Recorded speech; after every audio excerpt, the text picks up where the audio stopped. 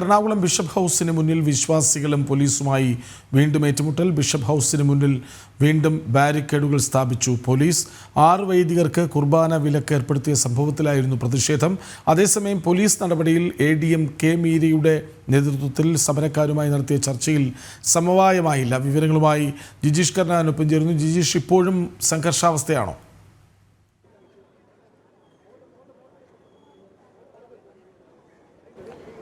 കൃഷ്ണരാജ്, ഇപ്പോൾ അല്പസമയം മുമ്പാണ് ഈ വലിയ ഒരു സംഘർഷത്തിന് ഒരല്പം അയവ് വന്നത്. മണിക്കൂറുകൾ നീണ്ടു നിന്ന സംഘർഷത്തിനായിരുന്നു എറണാകുളത്ത് ഈ ബിഷപ്പ് ഹൗസും പരിസരവും സാക്ഷ്യം വഹിച്ചത്.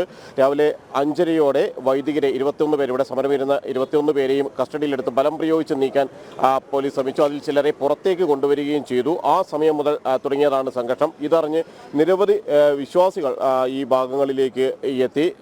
ഈ വൈദികരെ പിന്തുണയ്ക്കുന്ന വിശ്വാസികൾ അവർ വലിയ തോതിലുള്ള പ്രതിഷേധങ്ങൾക്ക് അവിടെ തുടക്കമിട്ടു.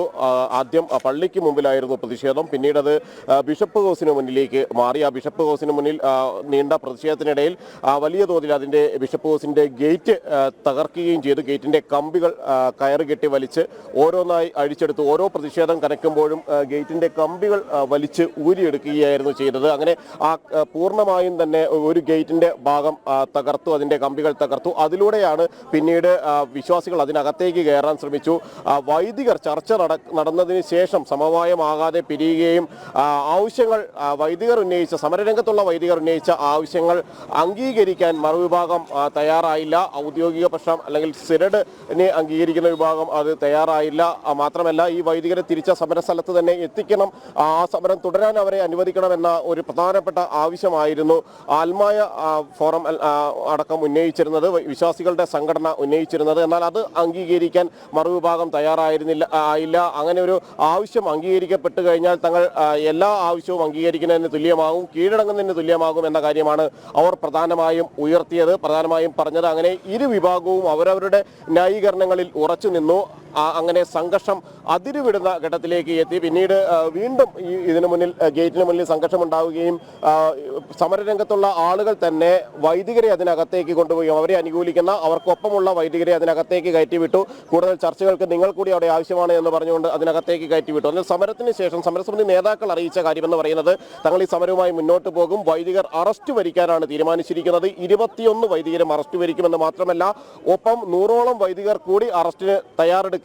അങ്ങനെ അറസ്റ്റ് ചെയ്താൽ സ്റ്റേഷൻ ജാമ്യം ലഭിക്കുമെങ്കിൽ കൂടി അതിൽ ജാമ്യം നേടാൻ തയ്യാറായില്ല. ജാമ്യ നടപടികളുമായി തങ്ങൾ മുന്നോട്ട് പോകില്ല. അങ്ങനെ വന്നാൽ റിമാൻഡിലേക്ക് പോകേണ്ടി വരും. അത് അടുത്ത ദിവസം സഭ നടപടികളെ, പ്രത്യേകിച്ച് നാളെ പള്ളികളിൽ പ്രത്യേക പ്രാർത്ഥനകളും ചടങ്ങുകളും നടക്കുന്ന ദിവസമാണ്. ആ ചടങ്ങുകളെയും പ്രാർത്ഥനകളെയും എല്ലാം തന്നെ കാര്യമായി അത് ബാധിക്കും. കൂടുതൽ വിശ്വാസികൾ സമരരംഗത്തേക്ക് ആ ഒരു ഘട്ടത്തിൽ ഓരോ രൂപതകൾ കേന്ദ്രീകരിച്ചും ഒപ്പം തന്നെ ഇടവകകൾ കേന്ദ്രീകരിച്ചും എല്ലാം പ്രതിഷേധ രംഗത്തേക്ക് ഇറങ്ങുന്ന പശ്ചാത്തലമുണ്ടാകും. പള്ളികളിൽ കുർബാനകൾ മുടങ്ങുന്ന സ്ഥിതി ഉണ്ടായാൽ പ്രതിഷേധം കൂടുതൽ കനക്കുമെന്നെല്ലാമല്ല മുന്നറിയിപ്പുകൾ നൽകുകയും ചെയ്തു. അതേ സമയത്ത് തന്നെ ചില ഭാഗങ്ങളിൽ ഇവിടെ നിന്ന് പ്രതിഷേധക്കാർ അതിനുശേഷം പിന്മാറി. ഈ ഒരു ബിഷപ്പ് ഹൗസിന് മുന്നിൽ നടന്നിട്ടുള്ള ഗേറ്റ് തകർത്തൽ ഉൾപ്പെടെയുള്ള സംഭവ വികാസങ്ങൾക്ക് ശേഷം ഇപ്പോൾ അവർ മറ്റു ചില ഭാഗങ്ങളിലേക്ക് മാറിയിരിക്കുന്നു. എന്നാൽ പൂർണ്ണമായും സമരരംഗത്തുള്ളവർ ഇവിടെ നിന്ന് മാറിക്കഴിഞ്ഞു എന്ന് പറയാൻ കഴിയില്ല. പലയിടത്തായി സംഘടിച്ചിട്ടുണ്ട്. അറസ്റ്റ് ഉൾപ്പെടെയുള്ള കൂടുതൽ ശക്തമായ നടപടികളിലേക്ക് കടക്കുമ്പോൾ പ്രതിഷേധങ്ങൾ ഒരു ഭാഗത്തുണ്ടാകും. ഇതിനിടയിൽ മാധ്യമപ്രവർത്തകരെ കയ്യേറ്റം ചെയ്യാനുള്ള ചില നീക്കങ്ങളും ശ്രമങ്ങളും ഉണ്ടായി. കയ്യേറ്റം ചെയ്യുകയും ചെയ്തു.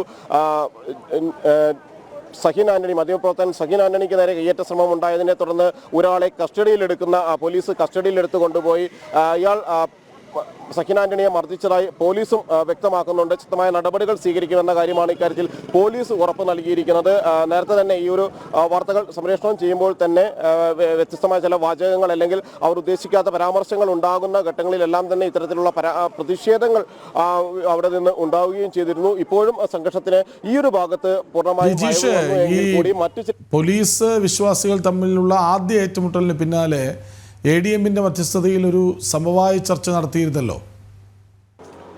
കൃഷ്ണരാജ്, തീർച്ചയായും അത് എങ്ങനെ പ്രശ്നം പരിഹരിക്കാം എന്നത് സംബന്ധിച്ച ഒരു നീണ്ട സമവായ ചർച്ചകൾക്ക് തന്നെയായിരുന്നു ഇവിടെ തുടക്കം കുറിച്ചത്. ADM-ഉം ഒപ്പം തന്നെ DCP-യും എല്ലാം ആ ഒരു ചർച്ചയിൽ പങ്കെടുത്തു. കളക്ടർ തന്നെ നേരിട്ട് എത്തിയില്ല. എന്നാൽ കളക്ടർ മുൻകൈ എടുത്തായിരുന്നു അത്തരമൊരു ചർച്ചകൾക്ക് നേതൃത്വം നൽകിയത്. ഇരു വിഭാഗവും എന്നാൽ ഇക്കാര്യത്തിൽ യാതൊരു വിട്ടുവീഴ്ചയ്ക്കും അവിടെ തയ്യാറായിരുന്നില്ല. തങ്ങളുടെ സമരരംഗത്ത് നിന്ന് പിടിച്ചിറക്കി കൊണ്ടുപോയ വൈദികരെ അവിടെ തന്നെ സമരം തുടരാൻ അനുവദിക്കണമെന്ന ആവശ്യവും ഒപ്പം തന്നെ തങ്ങൾ ഉന്നയിക്കുന്ന ആവശ്യങ്ങളിൽ അനുഭാവപൂർവമായ ഒരു നടപടികളുമായിരുന്നു സമരരംഗത്ത് ഉണ്ടായിരുന്ന ആളുകൾ പ്രധാനമായും ആവശ്യപ്പെട്ടിരുന്നത്. ആ ഒരു നടപടി ഉണ്ടായാൽ മാത്രമാണ് ഈ ഒരു ചർച്ചയ്ക്ക് ഫലപ്രാപ്തി ഉണ്ടാകൂ എന്ന കാര്യമാണ് ചർച്ചയിൽ ഉടനീളം അവർ ഉന്നയിച്ചത്.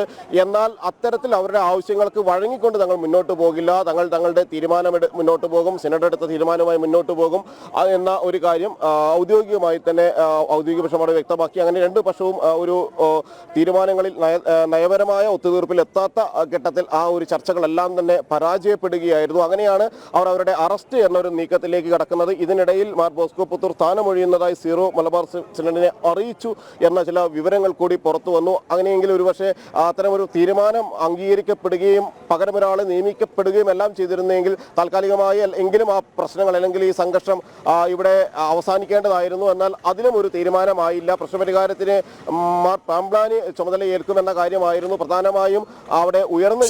അതാണല്ലോ മറ്റൊരു വാർത്ത. അതാണല്ലോ